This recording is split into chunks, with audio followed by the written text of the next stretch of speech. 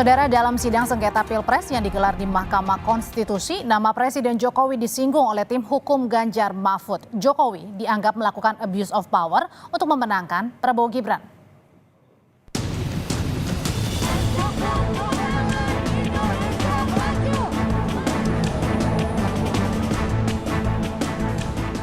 Saat sidang sengketa Pilpres di Mahkamah Konstitusi, Ketua Tim Hukum Ganjar Mahfud, Todung Mulya Lubis menyebutkan Presiden Jokowi melakukan abuse of power demi memenangkan Prabowo Gibran.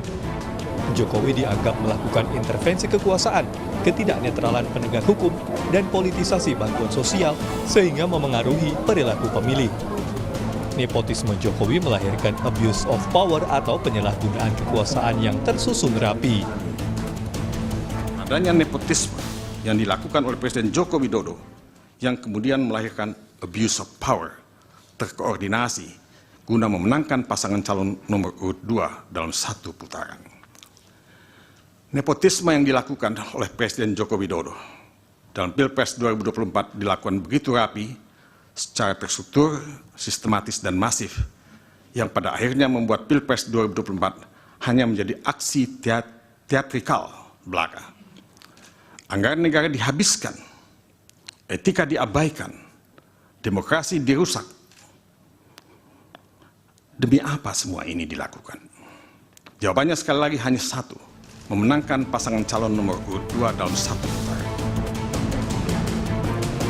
Atas tuduhan tim hukum Ganjar Mahfud, tim hukum TKN Oto Hasibuan bilang tuduhan tersebut melukai dukungan para pemilih Prabowo Gibran. Apakah tepat bila mana pemohon membawa seluruh persoalan sehubungan dengan perselihan pemilu, baik yang berupa administrasi pemilu, pidana pemilu, pelanggaran kode etik penyelenggara pemilu, seluruhnya kepada Mahkamah Konstitusi, yang kita tahu terbatas kewenangannya untuk mengadili perselisihan yang terkait dengan jumlah suara hasil pemilu. Lagi-lagi, jangka waktu ditentukan oleh undang-undang untuk memutus suatu perkara perselisihan pemilu adalah hanya 16 hari. Asal dasar itu, hemat kami, permohonan akuo justru merupakan kemunduran dan suatu bentuk ketidakbijakan oleh pemohon yang berpotensi melanggar norma konstitusi. Presiden Joko Widodo sendiri menolak mengomentari soal jalannya sidang sengketa Pilpres, termasuk soal tuduhan dugaan kecurangan Pilpres.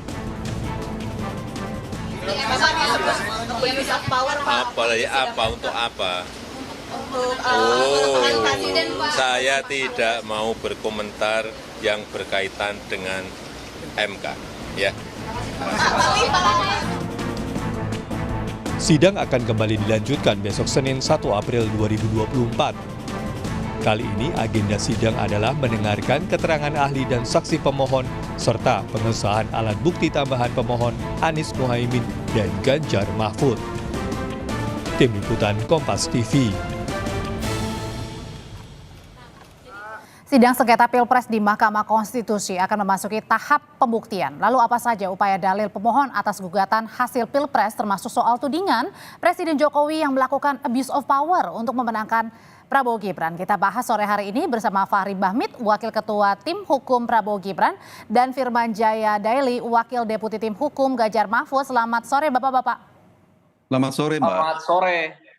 Saya mau ke Mas Firman dulu. Mas Firman, jadi sebenarnya fakta-fakta apa sih yang akan dibawa besok sehingga bisa menuding Presiden Jokowi ini abuse of power di Pilpres 2024 demi memenangkan Prabowo Gibran menang satu putaran?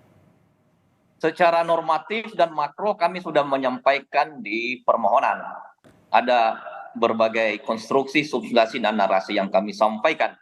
Tentu yang berkaitan dengan pembuktian untuk memastikan dan memaknai soal pembuktian yang kami sampaikan untuk menghubungkannya dengan soal pelanggaran TSM, yaitu pelanggaran terstruktur, sistematis, masif, dan juga pelanggaran substansial dan prosedural. Maka kita hadirkan sejumlah saksi ahli dan saksi fakta dan sejumlah dokumen yang lain. Itu hari Selasa tanggal 2 April. Dan untuk itu maka kita sudah melakukan persiapan yang matang, pematangan-pematangan, kemudian secara maksimal. Karena memang ini sudah kita temukan dari awal sejak sebelum tanggal 14 Februari, kemudian pada saat 14 Februari juga, dan setelah 14 Februari. Jadi ada Tapi satu bagian mana sebenarnya abuse of power yang paling kelihatan yang dilihat oleh tim hukum Ganjar Mahfud ini? Presiden melakukan abuse of power, nepotisme. ini berintikan berakar urat dari memang nepotisme. Politik nepotisme itu pada akhirnya memang melahirkan abuse of power dari pemimpin tertinggi sebagai penanggung jawab utama dan tunggal kekuasaan pemerintahan negara. Karena memang putra langsung presiden yang menjadi calon wakil presiden. Nah, sejumlah efek akibat dari abuse of power itu, maka ada sejumlah kebijakan, rangkaian kegiatan yang memiliki hubungan dengan daya kepada elektoral, jumlah pemenangan yang diraih oleh pasangan 02. Makanya kami tempatkan bahwa pemungutan suara, penghitungan suara yang pendekatan kuantitatif itu nominal itu ada hubungan diakibatkan atau disebabkan oleh sebelum tanggal 14 Februari. Ada relasi, maka itu yang kami buktikan sebagai dalil. Nah, karena kita yang mendalilkan, maka tentu kita yang membuktikan. Walaupun juga terbuka peluang bagi Mahkamah Konstitusi untuk bisa melakukan pergeseran paradigma bahwa jikalau ada pelanggaran TSM di mana elemen kekuasaan di situ misalnya ada, maka kalau gitu juga mengambil alih, menginisiatif untuk bisa memaknai pembuktian itu. Yang penting saya ada langsung poin, tanyain aja ke Bang Fahri kalau gitu ya Mas Firman ya. intisarinya. Oke, Silakan, Mbak. Bang Fahri, itu tadi disebutkan karena ada rangkaian yang tersusun rapi mulai dari sebelum Pilpres sampai pada saat hari H 14 Februari demi memenangkan Prabowo Gibran menang satu putaran. Iya, itu masih terlalu teoritik ya. Permohonan ini sejak awal seperti yang kami telah konfirmasi dalam berbagai jawaban di Mahkamah Konstitusi ataupun dalam ruang-ruang publik kami katakan, dan sampai saat ini kami masih konsisten mengatakan bahwa konsep permohonan yang disusun oleh pasangan 01 maupun 03 itu masih sangat teoritik gitu loh, masih berbau riset. Itu yang pertama. Yang kedua, masalah abuse of power. Seolah-olah Mahkamah Konstitusi itu dipaksa untuk mengadili sesuatu yang sebenarnya di luar daripada kewenangannya. Kenapa saya katakan seperti itu? Mahkamah Konstitusi pada tingkat tertentu boleh memutus dengan cara-cara demikian, asalkan yang pertama adanya kekosongan hukum yang jelas. Atau mungkin barangkali persoalan pelanggaran ini begitu luar biasanya dan pada akhirnya tidak bisa diselesaikan atau mungkin di luar daripada kewenangan lembaga-lembaga terkait. Tapi masalah abuse of power itu diatur dalam Undang-Undang 30 2014 tentang administrasi pemerintahan. Ranahnya itu PT UN. Makanya kalau Anda misalnya membaca pasal 17 ayat 1, 2, 3 Undang-Undang 30 2014 tentang administrasi pemerintahan, di situ dikatakan pejabat negara, pejabat pemerintahan tidak boleh menyalahgunakan. Jadi maksudnya tudingan ini mengada-ngada? Ia sangat mengada-ngada dan tentunya Mahkamah Konstitusi tidak peduli dengan soal seperti itu. Karena kenapa? Ada peradilan konvensional, ada lembaga-lembaga yang secara konvensional telah diatribusikan untuk menyelesaikan hal-hal seperti itu. Sekarang pertanyaannya, yang bisa mengkonstatir, yang bisa menyimpulkan bahwa penyelenggara negara dalam hal ini presiden atau mungkin jajarannya itu melakukan abuse itu siapa? Harus PT UN, harus ada keputusan yang tentunya mempunyai nuansa declare. Harus ada keputusan hukum yang mendeklarkan adanya pelanggaran abuse of power itu atau penyalahgunaan kekuasaan itu. Makanya dalam Undang-Undang 30 2014 itu ada 3 hal. Pejabat atau penyelenggara negara itu tidak boleh mengambil keputusan itu 3 hal. Menyalahgunakan kekuasaan, mencampur adukan kekuasaan, dan bertindak sewenang-wenang. Itu tidak boleh. Nah, itu yang memotret itu siapa? Lembaga mana yang kira-kira dikasih atribusi kewenangan untuk mengadili itu? Itu PT UN, bukan Mahkamah Konstitusi tentunya. Makanya kami katakan sejak awal ini sudah salah kamar dan salah alamat sejak awal. Oke, kalau sudah salah kamar katanya dianggap oleh tim dari Prabowo Gibran, Mas Firman. Nah, sebenarnya kan kemarin juga Bawaslu mengatakan bahwa ada laporan terhadap dugaan politisasi bansos ya Presiden Jokowi, tapi itu tidak terbukti makanya tidak dilanjutkan. Nah, ini gimana? Ada tuduhan lagi tentang abuse of power. Ini keyakinannya seberapa besar untuk menghadirkan saksi-saksi atau ahli untuk membuktikannya? Iya. Abuse of power itu penyalahgunaan kekuasaan terutama berkaitan dengan politisasi dan personalisasi keuangan dan anggaran negara. Dalam ini bantuan sosial, ada pelanggaran anggaran dan keuangan negara. Dan kita harus meletakkan bahwa pemilihan umum diselenggarakan dengan dan secara langsung, umum, bebas, rahasia, jujur dan adil. Dan itulah yang dimaknai oleh Mahkamah Konstitusi. Tidak bisa dibatasi Mahkamah Konstitusi dengan pendekatan kuantitatif nominal, bahwa ada jiwa raga undang-undang, tapi undang-undang tidak bisa membatasi, mengurangi makna konstitusi. Itulah inti dari pasal 22E yang dilanjutkan dengan pasal 24C, yaitu bahwa perolehan soal hasil pemilu. Hasil pemilu itu sebenarnya bersifat kualitatif. Paradigma ini yang senantiasa dibangun oleh MK, yaitu sebetulnya pun waktu sengketa PHPU tahun 2019, sebetulnya menurut beberapa pakar, MK juga sudah menyentuh soal TSM, pelanggaran TSM, hanya memang tidak terpenuhi, tidak terbukti. Demikian juga beberapa hal yang kami sampaikan dalam pemilu kada. Mahkamah Konstitusi sudah membangun makna demokrasi, penguatan konstitusi, yang kebetulan instrumennya pilkada dan pilpres. Nah, di pilkada sudah pernah dan rejimnya sama. Nah, persoalannya adalah kita ingin mengungkapkan ini demi untuk keadilan kebenaran melalui saksi ahli, saksi fakta. Ada korelasi antara kebijakan yang melanggar keuangan dan pengelolaan anggaran negara itu dengan efek elektoral. Nah, biarlah apakah nanti juga akan menghadirkan untuk membuktikannya, menghadirkan juga mungkin menteri seperti yang disebutkan?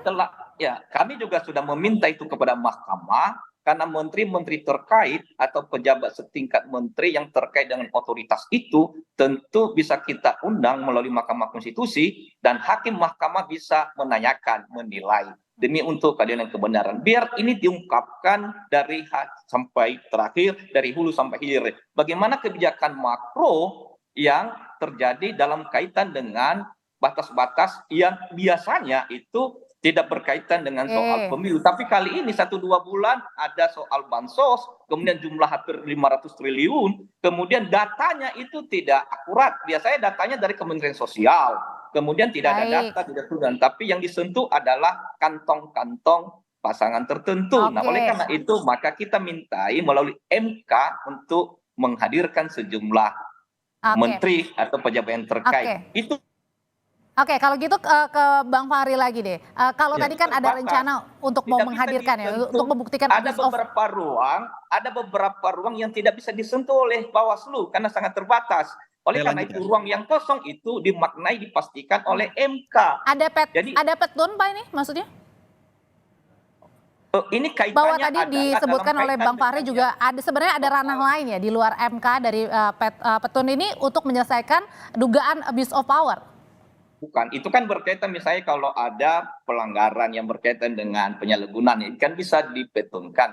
Yang kita sentuh tidak dengan petun. Ini instrumennya adalah pilpres, yaitu pemilu. Sebuah objek yang menjadi hak kewenangan konstitusional Mahkamah Konstitusi. Jelas-jelas tegas-tegas secara konstitusional sudah diatur. Yang kebetulan yang melibatkan pejabat negara atau pejabat tingkat itu. Jadi isunya adalah adanya soal pelanggaran keuangan negara dan anggaran negara dalam konteks ekosistem penyelenggaraan pemilu. Oke, saya kasih kesempatan ke Bang Fahri dulu ya, Mas Firman ya. Ya, jadi saya langsung menanggapi aja Mbak. Yang pertama untuk masalah salah kamar yang saya katakan tadi, bahwa memang persoalan kita ini kan terikat dengan kompetensi. Ada kompetensi absolut dari peradilan Mahkamah Konstitusi untuk mengadili apa saja. Ini yang kadang-kadang kalau kita mau menilai dari pasangan teman-teman dari 01 maupun 03 itu cacat konsep dalam memahami beracara. Kita itu kadang-kadang tidak tertib dalam pengajuan soal-soal yang berkaitan dengan ini. Ada aspek material, ada aspek formil.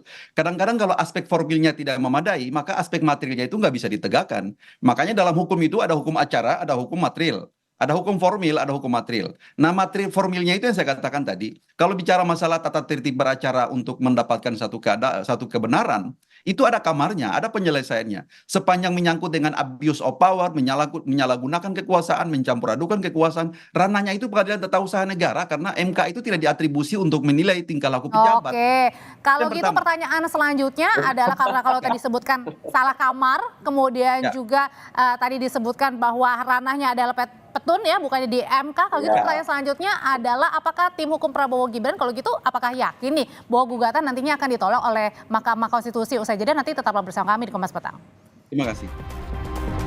Kembali di Kompas Petang. Jadi Mas Firman boleh sekali lagi dijelasin nih sebenarnya abuse of power yang bagian mananya sih, contohnya tentang nepotisme yang dilakukan oleh Presiden Jokowi untuk memenangkan Prabowo Gibran satu putaran menang. Iya, saya memulai dulu ya. Soal PT UN itu ranahnya lain ya.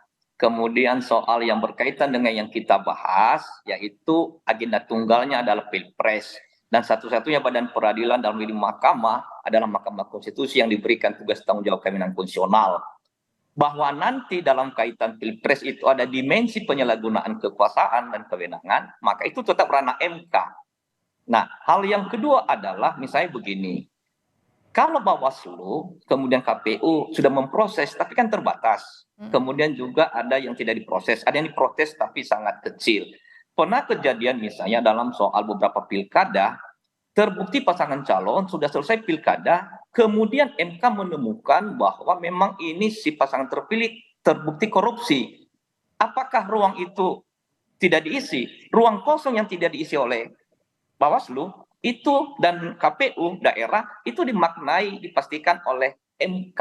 Demikian juga misalnya ketika ada kecurangan, pelanggaran TSM. Jadi intinya tidak salah kamar ya, sudah tepat ya gugatan itu dilayangkan ya. Karena yang dilihat ada pilpresnya, itu core bisnisnya. Baik. Itu agenda tunggal. Bahwa kemudian dalam rangka pilpres ini, dalam rangka penyalahgunaan kekuasaan untuk memenangkan pasangan tertentu, maka itu yang dibahas. Nah, terus terang itu kami sampaikan itu pada saat pemeriksaan pembuktian, bukan dalam konteks ini, Mbak. Mohon maaf, kan itu bagian dari taktik dan strategi. Dan untuk itu maka kami sampaikan nanti pada hari Selasa soal beban pembuktian itu. Tentu kami terpanggil secara konstitusional untuk mendalilkan itu. Karena mendalilkan maka kami membuktikan melalui keberadaan kehadiran kesaksian. Tapi apakah ada saksi kunci yang juga sudah disiapkan oleh tim hukum nih? Tentu ada, dan tentu itu kita sudah persiapkan sedemikian rupa ya untuk mengkonfirmasi soal sejumlah pelanggaran TSM ini dan terutama juga abuse of power. Dan abuse of power itu memang bukan membahas abuse of power-nya penyalahgunaan kekuasaan, tapi dampak dari penyalahgunaan kekuasaan itu di mana penanggung jawab utama dan tunggal pemerintah kekuasaan negara memiliki aparatus di bawah. Memiliki alat-alat yang bisa dikendalikan dalam rangka untuk bisa mempengaruhi baik aparat di bawah, tidak hanya langsung balik lagi kalau tentang tadi disebutkan tidak salah kamar kok Bang Fahri katanya Mas Firman ini masih ada ruang untuk MK mengadili? Tadi disampaikan Bang Firman tadi itu kan sudah jelas bahwa misalnya di kemudian hari terbukti calon kepala daerah itu terbukti korupsi. Pertanyaannya siapa yang mengatakan korupsi? Kan pengadilan juga kan? Pengadilan umum lah atau pengadilan tipikor lah yang mendeklarasikan seseorang itu melakukan perbuatan korupsi. Nah, ini sudah ada putusan. Misalnya di Bovendigul sudah ada putusan, tapi tidak diagendakan, tidak diberitahu oleh KPU dan Bawaslu. Itu meloloskan pasangan calon. Padahal sebetulnya itu sudah terpidana si calon kepala daerahnya. Kalau kita mau kembali kepada hukum acara, harus memastikan memaknai supaya tidak ada pasangan calon yang tidak memenuhi syarat, dan itu terjadi di Bovendigul. Saya selesaikan ya. Jadi itulah kenapa sampai memang pembentuk konstitusi itu kan mengatribusikan bahwa MK itu cuma mengadili hasil, tidak mengadili remeh-temeh soal-soal yang disampaikan oleh Bang Firman tadi. Terlalu panjang muternya. Kalau misalnya hari ini MK juga disuruh untuk menyelesaikan abuse of power, padahal tatanan norma, tatanan pelembagaan untuk menyelesaikan yang namanya penyalahgunaan kekuasaan itu ada pada. Tapi mungkin yang dimaksudkan di sini abuse of power ini mempengaruhi hasil pemilu, mempengaruhi pemilih di dalam bilik. Iya, itu kan harus dibuktikan dulu, harus dibuktikan materialnya apa. Penyalahgunaan itu kan kita tidak tahu.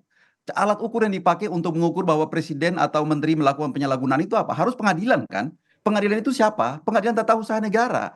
MK itu tidak bisa langsung nyemplong masuk untuk menilai seperti itu karena MK tidak diberikan atribusi kewenangan itu. Bagaimana cara menguji keputusan itu bermuatan tendensius atau tidak? Keputusan itu misalnya dianggap itu merugikan keuangan negara atau enggak? Ada deklarasi dari BPK atau tidak bahwa penyalahgunaan ini melanggar tatanan pengelolaan keuangan negara dan akuntabilitas publik misalnya. Itu semua itu harus clear dari sisi itu, dari aspek penyalahgunaan itu. Sama dengan dalam Undang-Undang Tipikor juga seperti itu. Dalam Undang-Undang Tipikor itu harus pengadilan tipikor dong yang mengatakan bahwa seorang tersangka, terdakwa itu terbukti tidak. Lalu nanti setelah itu baru ditindaklanjuti oleh lembaga-lembaga lain. Jadi aspek material atas perbuatan itulah yang akan diukur oleh pengadilan yang mempunyai kompetensi. Dan oleh karena itu yakin atau enggak nih nanti dikabulkan atau enggak nih kalau dari tim Prabowo Gibran kalau gitu? Kami 1000% tidak yakin bahwa Mahkamah Konstitusi akan mengadili dan memutus serta menerima permohonan yang seperti ini. Sangat tidak mungkin. Itu di luar nalar dan di luar konsep berhukum kita untuk penyelesaian sengketa pemilu. Ya kan? Jadi jangan sampai cacat konsep kita ini kan.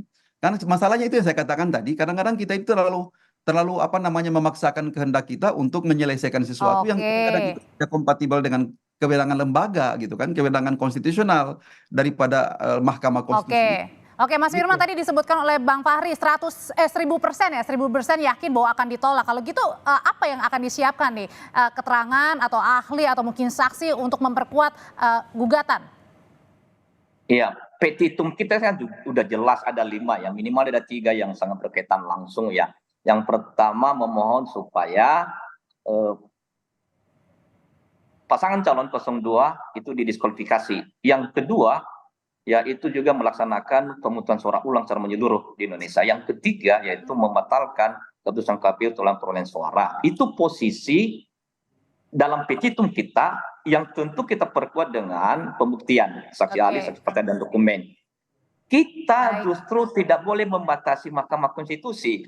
Kita perkuat Bawaslu KPU, tapi ketika ada ruang yang kosong yang tidak sempat ditangani oleh KPU dan Bawaslu, terutama Bawaslu, maka apakah kita diamkan? Disitulah Mahkamah Konstitusi mampir tampil secara maksimal untuk merawat, menjaga, mengawal konstitusi. Oke, baik. Jadi ini tidak pendekatan remeh-temeh, sebetulnya justru dalam rangka memperkuat demokrasi, kedaulatan rakyat. Karena suara rakyat itu 1% one pilu itu harus dijaga. Dan pembuktiannya seperti apa? Ini besok akan kembali dilanjutkan ya dalam sidang sengketa Pilpres di Mahkamah Konstitusi. Mas Firman, Bang Fahri, terima kasih sudah bersama di Kompas Petang. Sehat selalu semuanya. Terima kasih Bang Firman. Terima kasih.